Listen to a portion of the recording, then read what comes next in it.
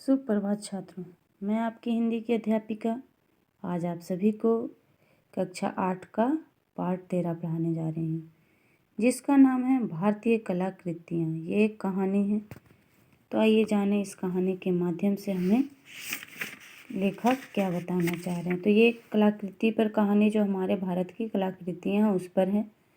भारत एक विशाल एवं महान देश है। सभ्यताओं के परंपरा से ही संपूर्ण विश्व भारत की ओर आकर्षित रहा है। धन वैभव की संपत्ति के कारण भारत को सोने की चिड़िया भी कहा जाता है।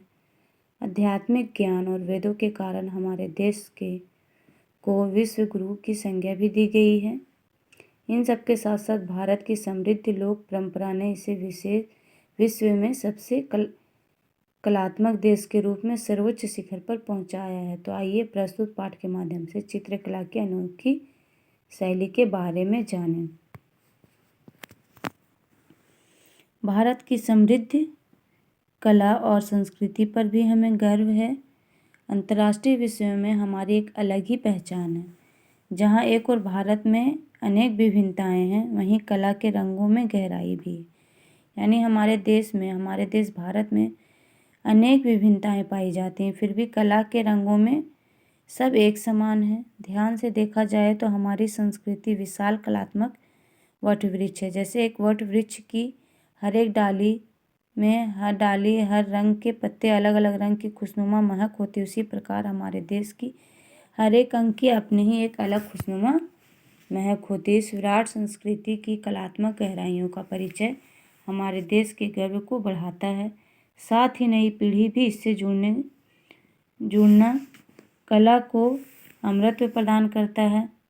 प्रत्येक मनुष्य के अंदर चित्र बनाने की एक स्वाभाविक इच्छा रहती है। वह अपनी कल्पना प्राचीनतम चिन्ह गुफाओं में और भावनाओं को साकार करने के लिए शब्दों से भी पहले चित्रों का सहारा लेता रहा। यानी पहले के समय में, प्राचीन समय में लोग जो थे अपने विचारों को बताने के लिए चित्रों का ही सहारा लेते थे।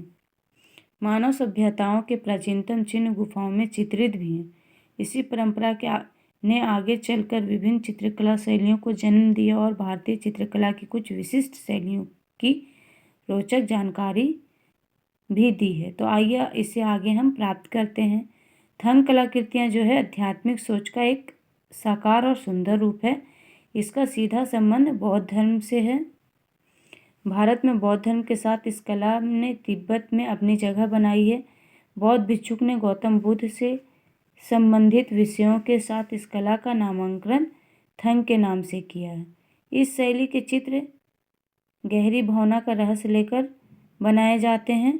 जैसे कि बौद्ध धर्म की महायान शाखा के सूत्र का आशावाद और ब्रजवाद शाखा के तांत्रिक मूल्यों की सूक्ष्म अभिव्यक्ति है। इसमें थांग कलाकृतियाँ इन चित्रों के दर्शन मात्र से सांसारिक कष्ट माना जाता है कि वो खत्म हो जाते हैं। सामान्यतः इन चित्रों को 5 भागों में बांटा गया: भगवान बुद्ध अथवा अन्य धार्मिक चरित्र, देवी देवता, बौद्ध दर्शन, मंडल और उपदेश आदि में। थंग चित्र बनाने की शैली बिल्कुल ही अलग है। इन चित्रों में आध्यात्मिक प्रतीकों को विशेष स्थान दिया गया है। इन्हें सफ़ेद कपड़े पर बनाया जाता है। गहरी बारीक चित्रकारी से भरे इन चित्रों में रंगों का जो है बहुत ही विशेष महत्व होता है। जैसे सफ़ेद जो है वो शांति का, सुनहरा नवजीवन का, आनंद और निवारण का चिन्ह है। तो लाल रंग प्रेम और द्वेष दोनों की प्रकाष्ठा का, तो काला रंग क्रोध का, पीला रंग अनुकंपा और हरा रंग चेतना और बोध का प्रतीक माना गया है। रंग योजना के कारण ही ये चित्र भावनाओं की साकार अभिव्यक्ति होते हैं।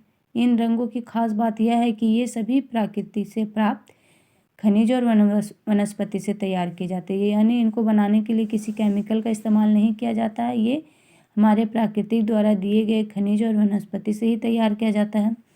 थंग शैली में बनी कलाकृतियाँ आस्था, त्याग, समर्पण, प्रेम और गहन धार्मिक विश्वास के साथ ईश्वर की महान शक्ति का रूप मानी जाती है। भारत के तमिलनाडु प्रांत में तंजावुर नाम का एक छोटा सा नगर है। यह एक असाधारण कला के लिए जाना जाता है। इस कला शैली से बने भित्ति चित्र हमारे देश के मंदिरों और विहारों में सुगमता से देखे जा सकते हैं, यानी इसके असाधारण चित्र को हम आसानी से देख सकते हैं। भित्ति के अतिरिक्त तंजावुर कलाकृतियों की एक लघु चित्र शैली भी इसमें प्रचलित है। 18वीं शताब्दी में तंजावुर प्रांत में मराठों का शासन था। मराठा राजवाड़े में कला और संस्कृति को आश्रय और प्रोत्साहन देने की अद्भुत परंपरा थी। इस काल में तंजावुर कला शैली का भी भरपूर विकास हुआ। तंजावुर कलाकृतियों का मूल जो है फलक कटहल की लकड़ी से बना होता है।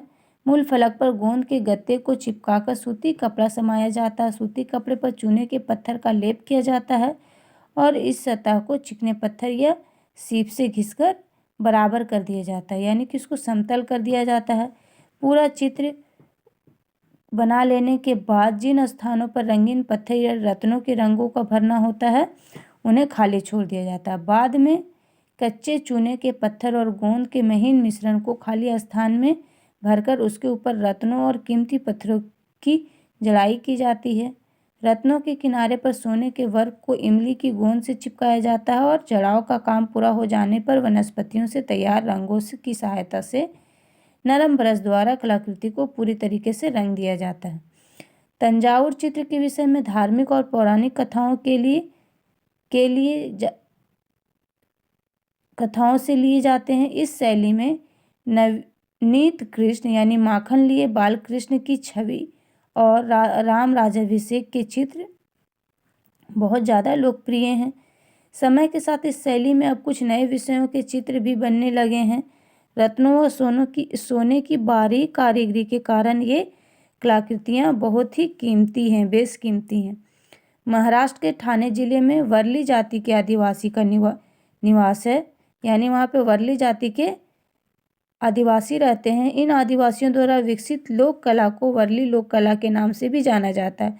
वर्ली लोक कला की प्राचीनता के बारे में अनुमान लगाया जाता है कि यह लिपि से पूर्व अस्तित्व में आ चुकी थी, यानी पुरातत्ववेत्ताओं का मानना है कि यह कला 10वीं शताब्दी में लोकप्रिय हुई। वर्ली क्षेत्र में हिंदू, मुसलमान, पुर्तगाली और अंग्रेज सभी का शासन रहा। सभी ने इस कला को हमेशा ही प्रोत्साहन दिया और आगे बढ़ाया। वर्ली कलाकृति विवाह के समय विशेष रूप से बनाई जाती थी। इन्हें शुभ शगुन माना जाता था। इसके बिना विवाह की परंपरा अधूरी मानी जाती थी। इन कलाकृति में चित्रकला को त्रिकोण आकृति में ढले आदमी और जानवरों के माध्यम से चित्रित किया जाता था।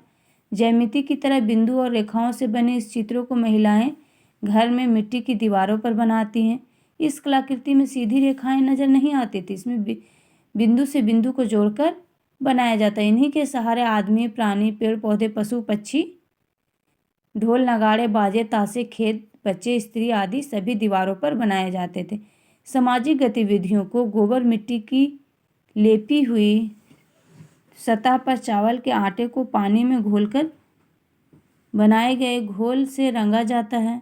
सामाजिक अवसरों के अतिरिक्त दिवाली, होली के उत्सवों पर भी घर की बाहरी दीवारों पर चौक बनाए जाते हैं। यह सारे त्यौहार खेतों की कटाई के समय ही आते हैं। इसी समय कला में भी ताजे चावल का आटा प्रयोग किया जाता है। रंगों का काम अभी भी पौधों की छोटी छोटी तिलियों से ही किया जाता है। दो चित्रों में अच्छा खासा अंतर होता है। एक चित्र अलग अलग घटनाओं को दर्शाते हैं, यानी कि जो भी चित्र होती है उसमें बहुत अंतर होता है। हर एक चित्र अपनी एक अलग अलग घटना दर्शाती है। वर्ली कलाकृतियों का सफ़र घर की गोबर मिट्टी की सतह वाली दीवार से शुरू होकर आज की तारीख में कैनवास तक आ पहुंचा है। यानी इसकी कलाकृति केवल प्राचीनतम ही नहीं, अभी नए ज़माने में भी आ पहुंची है। इस लोक कला का चित्र अब प्रिंट माध्यम से साड़ियों, चादरों आदि की छपाई और धागे के कढ़ाई के रूप में भी किया जाने लगा है। मधुबनी लोक कला बिहार क्षेत्र की है। मधुबनी का अर्थ होता है माधुर्य वन अथवा शहद उद्यान, यानी शहदों का उद्यान। राधा कृष्ण की मधुर लीलाओं के लिए प्रसिद्ध इस कला का सीधा संबंध माधुर्य से ही है। यह कला आम केलों की झुरमुट की कच्ची झोपड़ियों से घिरे हरे भरे तालाब वाले इस गांव में पीढ़ी दर पीढ़ी चली आ रही है। यह आसपास के मिथिली क्षेत्र में भी प्रसारित है। विद्यापति की मैथिली कविताओं की रचना स्थलीय इस कलात्मक अंचल में मुजफ्फरनगर, मधुबनी, दरभंगा और सहरसा जिले हैं।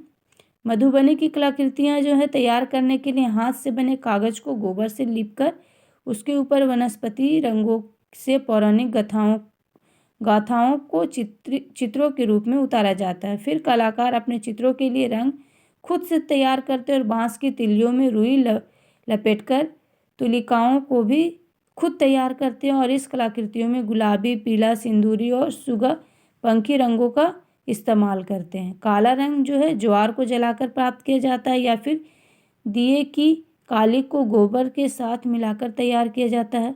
पीला रंग जो है हल्दी और चूने को बरगद की पत्तियों में दूध में मिलाकर तैयार किया जाता है। पलास या टेसू के फूल से नारंगी, कुसुम के फूलों से लाल और बेल की पत्तियों से हरा रंग बनाया जाता है। रंगों को अस्थायी और समझदार बनाने के लिए यानी उसको गहरा और पकिया बनाने के लिए बकरी के दूध में घोला जाता है। मानव और देवी देवताओं के चित्र की प्राकृतिक विषय आकृतियाँ, पेड़ पौधे, पशु पक्षी और ज्यामिति आकारों को इस कला में विशेष स्थान दिया जाता है। तोते, कछुए, मछलियाँ, सूर्य, चंद्रमा आदि मधुबनी के प्रिय विषय हैं। भारतीय पौराणिक अवतारों की आधार झलक इनमें स्पष्ट दिखाई देती है। बांस, फूल, कमल, लताएं और स्वास्थविक धान्य की समृद्धि के लिए शुभ मानक चिन्ह चित्रित किए जाते हैं, यानी कि मनुष्य के लिए जो शुभ चिन्ह होता है उसे भी बनाए जाते हैं। और धान्य की यानी धन दौलत की समृद्धि के लिए भी चित्र बनाए जाते हैं। दीवार और कागज के साथ यह कला मिट्टी के पात्रों, पंखों और विवाह के अवसर पर प्रयुक्त होने वाले थाल और थालियों पर भी की जाती है। यानी भारतीय संस्कृति कला परंपरा की ये नमूने हैं। इनके अतिरिक्त ऐसी कला शैलियाँ विभिन्न अंचलों में प्रचलित है। हजारों लाखों लोक कला धर्मियों ने वंशाक्रमानुसार अपनी जीवन कला को समर्पित किया। इन कलाकारों के त्याग और समर्पण से ही कलाएं अभी तक जीवंत हैं। यानी कि अगर ये सारी कलाएं उन प्राचीन समय में वो लोग नहीं किए हुए होते तो आज हमारा जो भारत का इतनी सारी प्राचीन कलाएं हैं प्रसिद्ध नहीं हुई होती और उनके माध्यम से हम इन सभी चीज़ों को जान नहीं पाते। तो इसका हमारा मुख्य उद्देश्य है कि बच्चों को भारत की संस्कृति और कलाओं से हमें अवगत कराना है, क्योंकि यह हमारे भारत का धरोहर है। तो उम्मीद करती हूँ कि आप सभी को ये पाठ अवश्य समझ में आया होगा। धन्यवाद।